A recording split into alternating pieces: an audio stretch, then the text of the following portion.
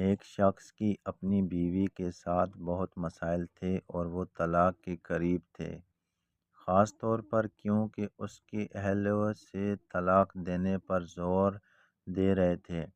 خدا نے ان کے مسائل حل کر دیے اور وہ دونوں صلح کر بیٹھے۔ ایک دن میں نے اس سے پوچھا، تم نے اسے واپس لیا کیونکہ تم اس سے محبت کرتے ہو؟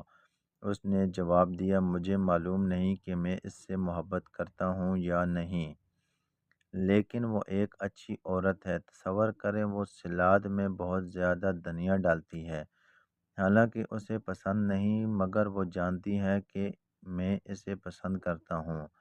پہلے تو میں نے اس کے الفاظ کو مذاق سمجھا، پھر میں نے جانا کہ یہ انسان ایک اعلیٰ درجے کی بلاغت پر پہنچ چکا ہے۔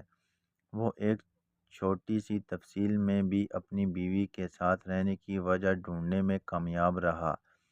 اگر آپ بھی ابھی ایک کامل عورت کی تلاش میں ہیں تو بہتر ہے کہ سو جائیں اور خود کو تلاش کرنے کی کوشش سے بچائیں۔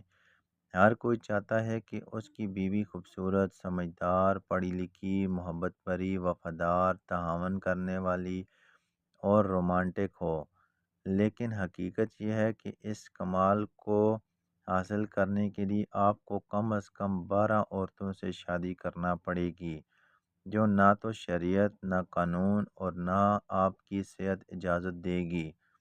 آپ کی رومانٹک بیوی شاید فضول ہو سکتی ہے، سمجھدار ہو سکتی ہے، مگر غصیلی، محبت بھری ہو سکتی ہے، مگر جھگڑالو، خوش مزاج ہو سکتی ہے، مگر بہت باتوں والی اور ذہین ہو سکتی ہے، مگر باورچی خانے کی شوقین نہیں۔ کامل اور مکمل بیوی جنت میں ہوگی، انشاءاللہ۔ خدا ہم سب کو عطا فرمائے۔ اپنی بیوی کی وہ خوبیاں لیں جو آپ کو پسند ہیں اور خدا کا شکر کریں اور باقی کے ساتھ گزارا کریں۔ یاد رکھیں کہ آپ کی شریک حیات میں بہت سی خوبیاں ہو سکتی ہیں جو آپ نے کبھی نہیں دیکھی ہوں گی۔ کیوں نہیں دیکھی؟ کیونکہ آپ نے اپنی آنکھیں عیوب سے بند کر رکھی ہیں اور خود کو اور اسے مایوس کر رہے ہیں۔ اگر وہ جھگڑے کے بعد سب سے پہلے آپ سے معافی مانگتی ہے، یہ ایک خوبی ہے۔ اگر وہ گھر کے راز باہر نہیں نکالتی، یہ ایک خوبی ہے۔ اگر وہ آپ کے لیے اچھے کپڑے چنتی ہے، یہ ایک خوبی ہے۔ اگر وہ میچ دیکھتے وقت بغیر کہے چائے بنا دیتی ہے، یہ ایک خوبی ہے۔ اگر اس نے آپ کا نمبر موبائل میں آپ کی زندگی سے محفوظ کیا ہے یا آپ کی تصویر بیک گراؤنڈ پر رکھی ہے، یہ ایک خوبی ہے۔ اگر وہ آپ کے تحفوں سے خوش ہوتی ہے اور انہیں سنبھال کر رکھتی ہے، یہ ایک خوبی ہے۔ اگر وہ گھر کے خرچوں سے بچت کر کے آپ کے لیے جرابیں یا دیگر ضروری چیزیں خریدتی ہے، یہ ایک خوبی ہے۔ اگر وہ جھگڑے کے آغاز میں ہی پیچھے ہٹ جاتی ہے تاکہ بات نہ بڑھے، یہ ایک خوبی ہے۔